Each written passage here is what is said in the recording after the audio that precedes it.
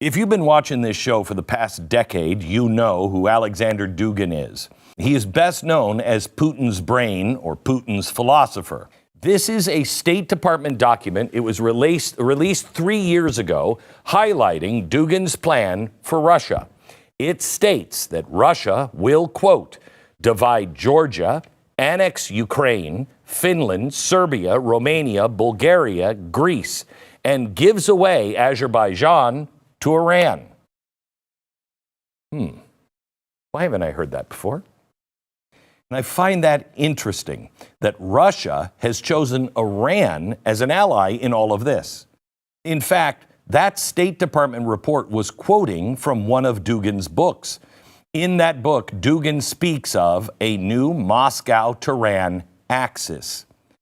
Now, why would these two strange bedfellows suddenly wake up and decide to be close friends? Is it oil? Clearly it's not their religion. Their geopolitics. Is it similar ideology? The experts will never acknowledge that.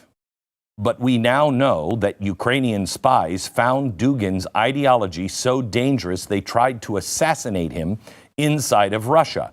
They missed and killed his daughter instead. We also now know, as per the Washington Post, that the CIA funded, equipped, and trained these guys.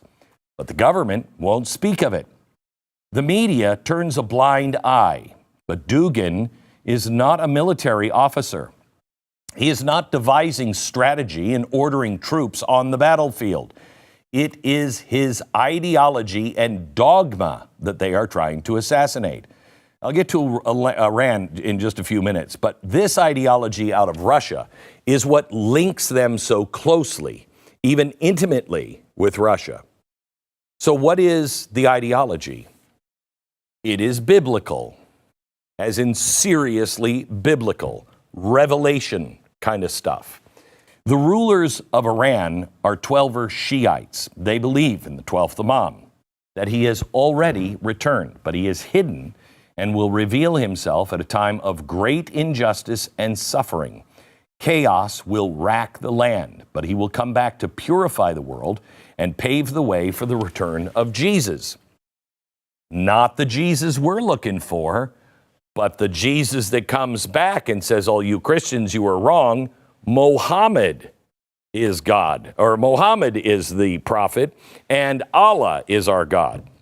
The Pentagon actually acknowledged it. This is from the U.S. War College in 2007. Quote, while all believe that serious misfortune will befall the earth prior to the Mahdi's return, some believe that his return can be expedited by initiating death and destruction upon the world. In other words, they believe they can act through violence in order to set the stage for the return of the 12th Imam. This is the entire purpose for the Iranian regime. We have all of the source material up at glenbeck.com. Kind of like this one from Harvard. It states the 12th Imam is specifically written into the Iranian constitution. It goes on to say that the country of Iran is, quote, a placeholder state awaiting the emergence of the Imam to whom it will relinquish all authority. So Iran was built to hasten the 12th Imam arrival and then to be handed over to him. The Ayatollahs consider themselves as being directly deputized by the Mahdi. Again, from Harvard, quote, the broad interpretation of this theory, which has been placed in practice in Iran, grants extensive formal powers to the institution of the supreme leader under the deputyship to the hidden Imam. As deputies are ordered to wage war to bring back the Mahdi, the 12th Imam, none of this is hidden from the public. It's right there in black and white. The U.S. Army once accepted it. Harvard University acknowledged it. It's not coming from Alex Jones. It's coming directly from the mouths of Iranian leadership. Here's a quote from the Ayatollah that was a member of the Assembly of Experts for the Constitution of Iran. Quote, the superiority of Islam over other religions is stressed in Quran, which calls on believers to wage war against unbelievers and prepare the way for the advent of the Mahdi in conquering the world. Iran will wage war and wait for the return of their apocalyptic savior.